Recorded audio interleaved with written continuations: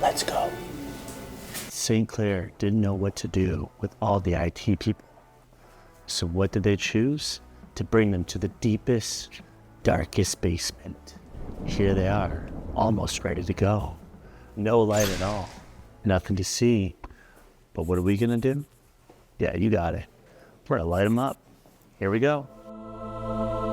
What we're standing in right now is the new IT department. What they've done is they've occupied this small portion of the basement, totally gutted it, stripped everything out of it down to basically bare block walls.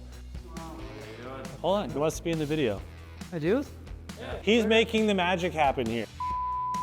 All right guys, so we're in the thick of it in this one. We're in the home stretch. We're coming down the final. This room, I would say we're like 98% done. Devices are on the walls, light fixtures are up. There'll still be some emergency lighting to put up in here, but the difficult stuff, the pretty stuff is all done. I mean, this will all get filled in with ceiling tiles after. It'll look much nicer, but for electrical purposes, we're almost as far as we need to go.